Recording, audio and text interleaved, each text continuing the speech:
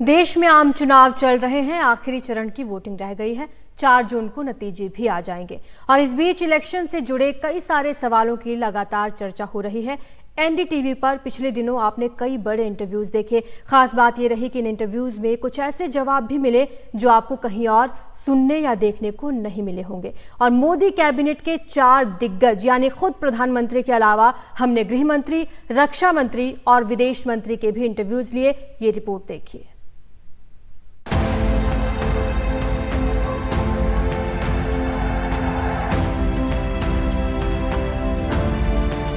सरकार दोबारा बनाने के लिए सरकार नहीं चलाता, मैं देश बनाने के लिए सरकार चलाता। सरकार में हमारा कमिटमेंट है कि हम जो हैं, जो योजनाएं जो हैं, इसको हम आगे ले जाएंगे। भारत की 1 इंच जमीन पर भी कोई कब्जा नहीं करने पाएगा। मैं देशवासियों को आश्वस्त करता हूँ। हमारे संविधान ने देश के हर व्यक्ति को मौका मिले इसकी व्यवस्था संविधान के अंदर ही करी हुई। मैं तो अविनाशी हूँ जी, मैं काशी का हूँ। काशी तो अविनाशी है।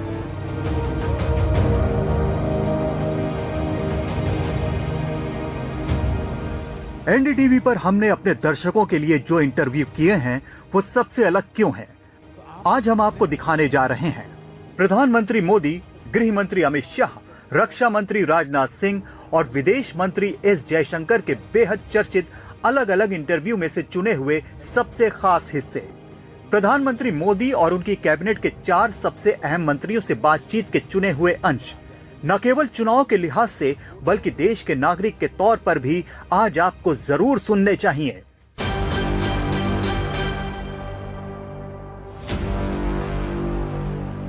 भारत के बहुत सारे नौजवान लड़के लड़कियां, उनके मन में ख्वाब है, बताते नहीं हैं कि उनको भी मोदी जैसा लीडर बनना है।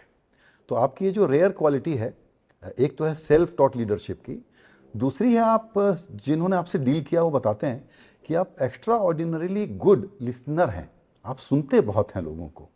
और ये आप इस यूथ को क्या कहेंगे कि उनको आप जैसा बनना हो तो क्या करें? मैंने एक काम किया था कोविड के समय, मैं वीडियो कॉन्फ्रेंस करता था। मैंने नौजवानों को एक रिक्वेस्ट की थी, मैंने कहा आप एक काम कीजिए, घर में हो, आजकल मोबाइल कैमरा वगैरह अवेलेबल है और घर में दादा दादी भी हैं, उनका वीडियो रिकॉर्डिंग कीजिए, वेरी इंटरेस्टिंग। उनका इंटरव्यू कीजिए कि वो स्कूल में पढ़ते थे तो कैसा होता था, उनके समय शादियां कैसे होती थी, पहले घर छोटे होते थे, मेहमान आते थे कैसे रहते थे, पहले 12, 5, 7 दिन रहती थी तो कैसे रहते थे। मैंने उनको कहा था पूछो क्या होगा इससे, ये अपने परिवार के लोग कैसी जिंदगी जीते जीते जीते यहाँ पहुंचे हैं, तो आप उसे कनेक्ट करोगे। मैं मानता हूं हमारे देश के नौजवानों ने आजादी के बाद भारत की विकास यात्रा कैसे चली है, इसको खोजना चाहिए, खोजी मन से, कि पहले कैसा होता था भाई, कोयले वाली ट्रेनें चलती थी तो कोयला कैसे आता था, कोयले वाली ट्रेन चलती थी तो कोयले वाली ट्रेन चलाने वाले वो अंदर कैसे इतनी आग में रहते थे। जरा देखो तो, एक एक चीज को समझने की। जो नौजवान इस 75 साल की यात्रा को जानना समझने का प्रयास करेगा तो वो आगे की यात्रा का वो हिस्सेदार बनेगा।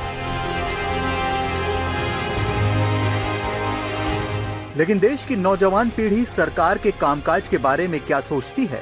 विदेश मंत्री एस जयशंकर ने एनडीटीवी के साथ एक बेहद दिलचस्प बातचीत में पूरे आत्मविश्वास के साथ कहा कि भारत का युवा सरकार की नीतियों को लेकर उम्मीद से भरा हुआ है।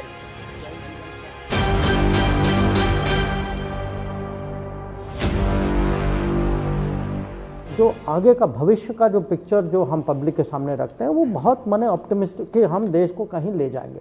मुझे लगता है आज देश का ये मूड है, जो फॉरेन पॉलिसी का भी जो इंटरेस्ट जो है, कि देश को लगता है भाई ये लोग खड़े हैं, जब भारत का हित होता है देखिए बोलने के लिए तैयार हैं, अड़ने के लिए तैयार हैं।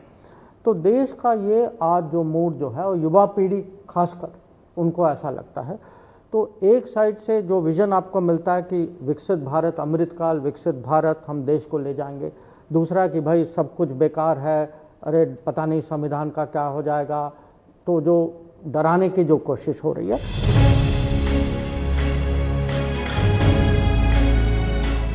युवाओं के अलावा महिलाओं को लेकर भी मोदी सरकार ये दावा कर रही है कि वो बीजेपी के साथ है।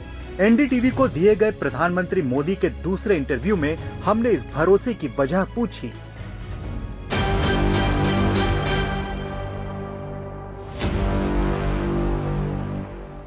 भारतीय जनता पार्टी के प्रति जो झुकाव है, रुझान है, उसके कारण में एक तो भारतीय जनता पार्टी ने मातृशक्ति पर विशेष बल दिया हुआ है। हमारी सरकार के कार्यक्रमों में भी महिलाओं को उतना ही प्राधान्य है और उसके पीछे वोट बैंक नहीं है, उसके पीछे इरादा है कि भारत को विकास यात्रा में अगर ये 50% शक्ति जुड़ जाती है तो एकदम से तेजी से देश आगे बढ़ेगा। अब जैसे मैं लखपति दीदी बनाने का कार्यक्रम लेके चल रहा हूँ। 3 करोड़ लखपति दीदी बनने का मतलब होता है कि वो इकोनॉमी का नेतृत्व करेगी गांव का, और वो बहुत बड़े बदलाव के एक बहुत बड़ी बड़ी कैटलिक एजेंट बनेगी। ये जो बदलाव है, इन चीज़ों का फर्क पड़ता ही पड़ता है। लेकिन चुनाव के बीच विपक्ष लगातार बेरोजगारी का मुद्दा उठा रहा है। गरीब जनरल कास्ट को 8 चरणों की अनुभवी चोर है। इंटरव्यू में जब हमने ये सवाल पूछा तो सुनिए विदेश मंत्री ने क्या जवाब दिया।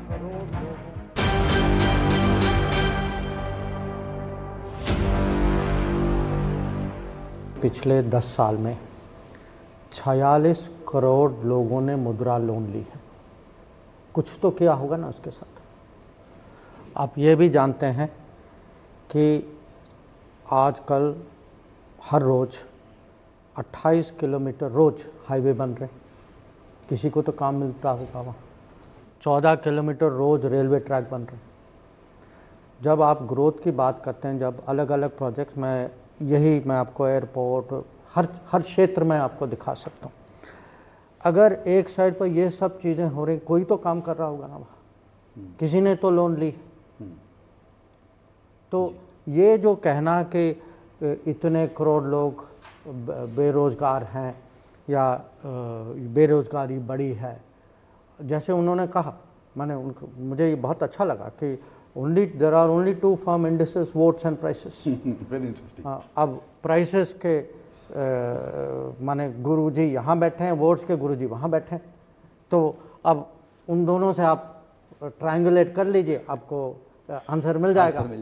पर जो आपका जो कहना है, जो कॉन्स्टिट्यूशन वाला जो है उन्हें, उसके अलावा एक चीज़ मैं और कहना चाहता हूँ। देखिए, जब हम लोग पब्लिक के बीच में जाते हैं, हम उनसे पूछते हैं कि भाई सबको राशन मिल रहा ना। आप देखिए, आज 81 करोड़ लोगों को हर महीने 81 करोड़ लोगों को हर महीने राशन बिना लीकेज के मिलता है। अगर आप ये योजनाएं देखें, मुझे लगता है जब आप लुटियंस दिल्ली की बात करते हैं ना, लुटियंस दिल्ली वालों को, क्योंकि उनको ये बेसिक नेसेसिटीज़ ऑफ लाइफ तो मिल चुकी, तो इस पे वो वजन ही नहीं देते। उनके लिए तो ये टेकन फॉर ग्रांटेड।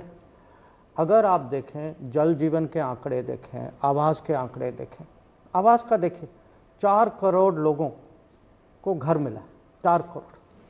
अब आप एवरेज फैमिली साइज इंडिया में क्या 4.8, 4 करोड़ माने 19 करोड़ लोगों को 2014 के बाद घर मिला। तो वो तो कहते हैं भाई मोदी जी की कृपा है कि हमें घर मिला। तो अगर घर, बिजली, पानी, राशन, हेल्थ एक्सेस, आप आयुष्मान भारत के आंकड़े देखें। आज आयुष्मान भारत के रजिस्टर्ड जो लाभार्थी जो हैं वो 34 करोड़ है। तो ये भी देखिए ना, इसीलिए जो वोट्स, कहीं ना कहीं वोट का भी कुछ कारण होगा ना, कहीं तो कुछ डिलीवर किया होगा कि बार बार, क्योंकि आप ये देखिए, भाजपा का वोट जो है 2000, और सुरजीत जी मुझे करेक्ट करेंगे अगर मेरे आंकड़े गलत हैं, 2009 में 19% थे, 2014 में 31% हुए, 2019 में 37.5% हुए, मोदी सरकार का कहना है कि वो अपने काम से ही जवाब देती है और विपक्ष चाहे जो आरोप लगाए, वो सबका साथ सबका विकास के रास्ते पर चलते हुए जनता का भरोसा जीत चुकी है।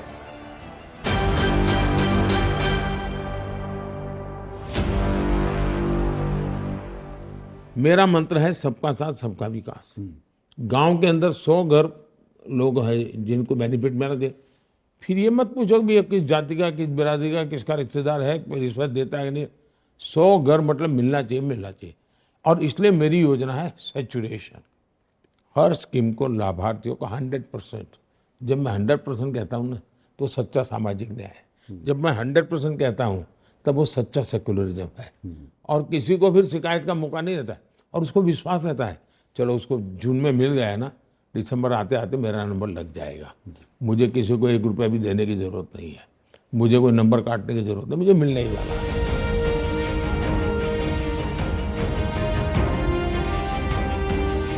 राजनीति से हटकर आंकड़ों, योजनाओं, आरोपों और दावों को समझने के लिए हमने विशेषज्ञों से भी राय ली, तो बताया गया कि बेरोजगारी से बड़ी चुनौती कुछ और है।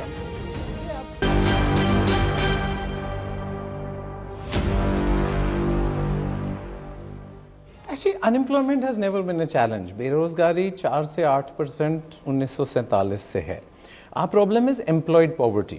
लोगों के पास नौकरी है लेकिन जो उनको वेतन चाहिए या वेजेस चाहिए वो नहीं मिल रहे हैं। So this is an important difference, क्योंकि अगर आप कहेंगे कि बेरोजगारी है तो आप हेलीकॉप्टर से पैसे फेंकेंगे, आप लोगों के जेसीबी लेके उनको चम्मच से खुदाएंगे, आप 4 दिन काम नहीं करने देंगे, 2 दिन काम करने देंगे लोगों को, क्योंकि बेरोजगारी है। अगर आप भूखा नंगा प्यासा मानते हैं इंडिया को, अगर अनएम्प्लॉयमेंट 45% है, कोई बेकार की बातें, पाकिस्तान में अनएम्प्लॉयमेंट इंडिया से कम है, 300 मिलियन पीपल लेबर फोर्स से चले गए हैं, अगर 45% अनएम्प्लॉयमेंट होता तो प्राइस ऑफ लेबर बहुत ज़्यादा गिर जाती। See the only information in an economy are votes and prices. Votes का तो पता चल जाएगा जुलाई 4 को, everything else is a model. Even Surjit ने अभी आपको मॉडल ही सुनाया है, उसके अजम्पशंस पूछ लीजिए, आप खोद सकते हैं उनको। तो अभी प्राइसेस जो लेबर के हैं, मुझे पिछले 20 साल में प्राइसेस ऑफ लेबर सिर्फ बढ़े हैं, और सिर्फ बैंगलोर और दिल्ली में ही नहीं बढ़े हैं, कानपुर में बढ़े हैं। मेरे 5000 सिटीज़ में एम्प्लॉयज़ हैं, मेरी एवरेज सैलरी 28,000 हो गई है with non graduates, only 1 year's experience. तो ये जो बोलना है ना कि अगर 300 मिलियन लोग भाग गए लेबर फोर्स से, अगर 45% अनएम्प्लॉयमेंट है, तो price of labour is continuously rising. And we are not joking when we have a sign outside our office that trespassers will be recruited. You know, you may say I represent corporate India, not India. I think that is not fair, because corporate India sets the price. It sets the price for informal labor, it sets the price for informal retail, it sets the price for gig workers. So जो unemployment का जो issue है वो तो continuous issue 47 से है, अगर 4 to 8% आप माने, but poverty is the issue. आगे आपको दिखाएंगे 400 पार के दावे पर क्या जवाब मिला, और प्रधानमंत्री से किया गया वो प्रश्न जिसका उत्तर हर कोई जानना चाहता है।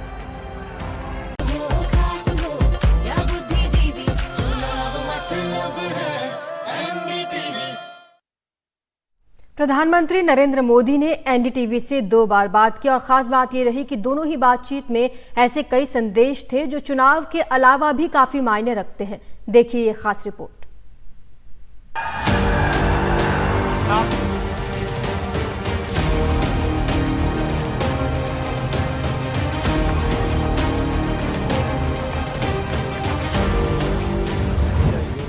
एनडीटीवी को दिए गए इंटरव्यू में प्रधानमंत्री नरेंद्र मोदी ने 4 जून को लेकर बेहद दिलचस्प जवाब दिया।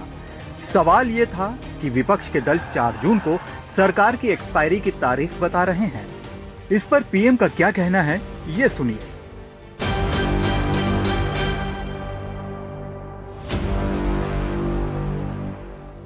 मोदी जी जो चाहे कर लें, लेकिन 4 जून को इस सरकार की एक्सपायरी हो जाएगी, और ये कह रहे हैं कि सरकार की जो एक्सपायरी, उसकी चिंता लगता है कि विपक्ष को बहुत लंबे समय से 10 साल से। और वो सच बोल रही है जी, ये सरकार तो 4 जून को समाप्त होना ही होना है, नई सरकार बननी है ना।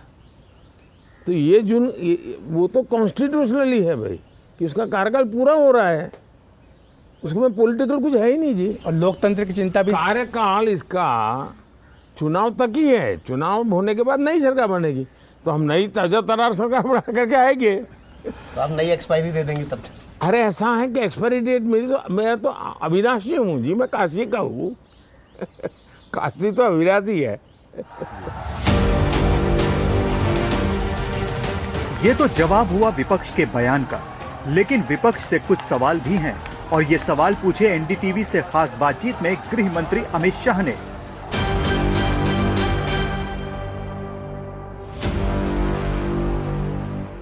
मैं आपकी चैनल के माध्यम से भी पूछना चाहता हूं, मैं राहुल गांधी को जरूर पूछना चाहता हूं, देश की जनता को मतदान के पहले आप बताइए कि क्या आप ट्रिपल तलाक हटाने का समर्थन करते हैं या नहीं करते हैं, हाँ या ना?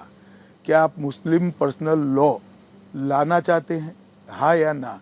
क्या आप सर्जिकल स्ट्राइक का समर्थन करते हैं या नहीं करते हैं, हाँ या ना?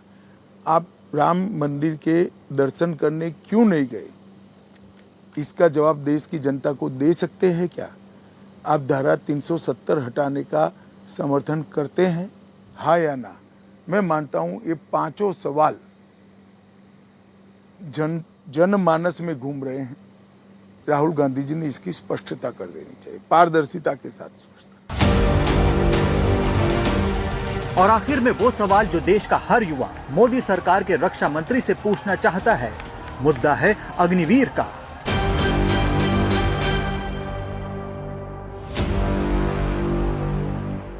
अग्निवीर स्कीम को लेकर के आप कितने आश्वस्त हैं राजनाथ जी बतौर? मैं पूरी तरह से आश्वस्त हूँ कि अग्निवीर हमारी जो स्कीम है वो पूरी तरह से सक्सेसफुल है और ये सक्सेसफुल रहेगी, मेरा पक्का विश्वास है।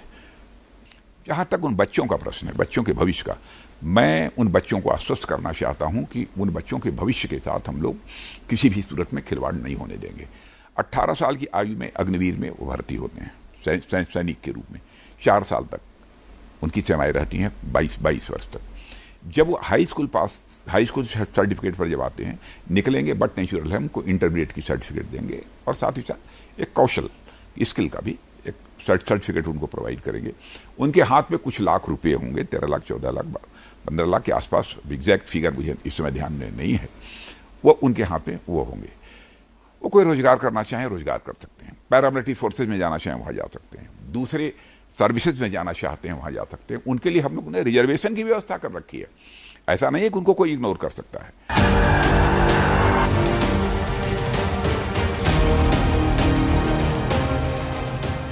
रक्षा मंत्री ने कहा कि देश की जनता को गुमराह नहीं होना चाहिए और हम भी आपसे यही बात कहना चाहेंगे कि एक जिम्मेदार नागरिक होने के नाते जागरूक रहिए, बेहतर खबरों से जुड़िए।